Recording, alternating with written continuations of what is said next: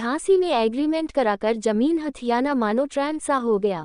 इसलिए तो दबंग किसी भी जमीन का पहला एग्रीमेंट कर लेते हैं और उस एग्रीमेंट के बल पर मालिक बनकर रजिस्ट्री करने में जुट जाते हैं। ताज़ा मामला झांसी के सीपरी बाजार थाना क्षेत्र का है, जहां कुछ दबंगों ने एग्रीमेंट तो किसी और जमीन का कराया, लेकिन कब्जा करने किसी और जमीन पर पहुंच गए। विरोध किया गया तो उसे फर्जी SC/ST केस में फंसाने व जान से मारने की धमकी दी गई। इसकी शिकायत जब थाने में की गई तो कोई सुनवाई नहीं हुई, तो पीड़ित कोर्ट जाकर उक्त जमीन पर स्टे ले आया। लेकिन दबंग उक्त जमीन को लेकर लगातार नए एग्रीमेंट कर रहे हैं। ऐसे में पीड़ित का कहना है कि उक्त जमीन की खरीद फरोख्त करने में किसी भी व्यक्ति को लाभ या हानि होती है तो वह इसका स्वयं जिम्मेदार होगा।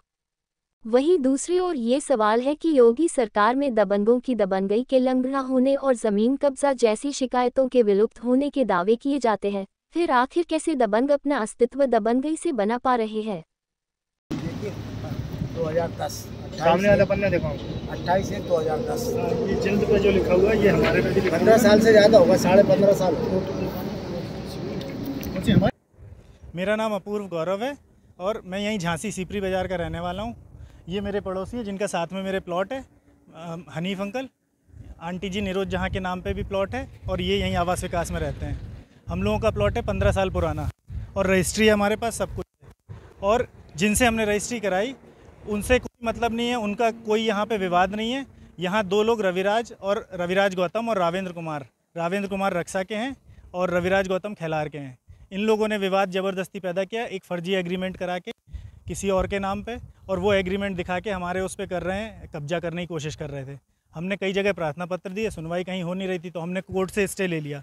कोर्ट से स्टे लेने के बावजूद इन लोगों ने स्टे के बाद रावेंद्र और रविराज ने गवाही देके जिस बंदे का एग्रीमेंट दिखाया था उसी बंदे का किसी तीसरे के नाम पे एग्रीमेंट कर दिया, जबकि कोर्ट से स्टे होने के बाद आप एग्रीमेंट कैंसिल भी नहीं कर सकते, किसी और को भी नहीं कर सकते।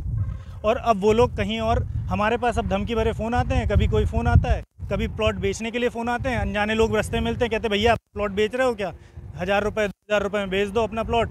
और फिर ये कहते हैं नहीं तो आपका ज़मीन चली जाएगी, ये हो जाएगा, कब्जा हो जाएगा।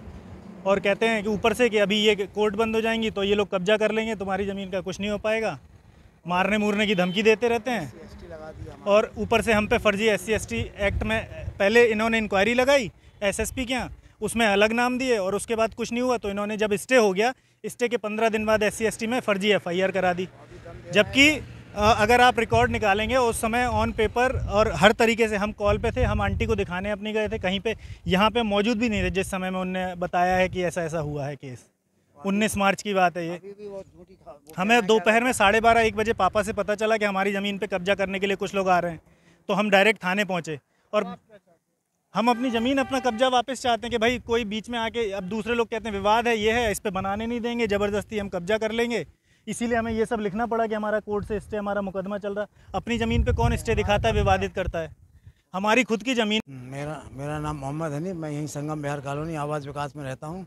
इन्होंने जो SC/ST लगाई है मेरे ऊपर, इन्हीं लोगों ने, रविराज गौतम और उन लोगों ने लगाई है। और मैं इन्होंने एक एप्लीकेशन दी, उसमें SC/ST मेरे ऊपर लगाया। मैं और मेरी बीवी के नाम पे प्लॉट है और मैं गया था उम्रा करने, हज करने उस डेट में, और इन्होंने मेरी फर्जी नाम दे दिया कि साहब ये SC/ST लगा दिया, मैं जबकि इंडिया में ही नहीं था। और जब लोगों को पता चला कि ये इंडिया में नहीं थे तो इन्होंने फ़ौरन हमारा नाम कटवा के मेरे बेटे और भाई का नाम लिख दिया।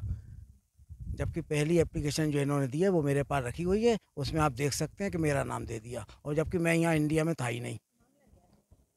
वो SC/ST लगा दिया, प्लॉट बेचो नहीं तो SC/ST लगा रहे हैं, और नहीं तो अभी भी दवा बना रहे हैं, और अभी भी कह रहे हैं कि अगर नहीं बेचोगे तो हम इसकी धाराएं और तगड़ी करवा देंगे जिसमें जेल चले जाओगे। ये लोग हैं वो रविराज गौतम और ये लोग हैं जिन्होंने करा रखा है। और इनके पीछे कुछ जो हैं वो ताकतवर लोग लगे हुए हैं जो अभी फ्रंट पे नहीं आ रहे हैं। कोई साहू करके नाम सुना है। हम ये चाहते हैं हमारा प्लॉट हमारा 15 साल पहले का है, हमें रजिस्ट्री के आधार पर मिला जाए, और जो एग्रीमेंट लिए घूम रहे हैं वो थोड़ी मालिक हैं, वही रजिस्ट्री वाला मालिक है।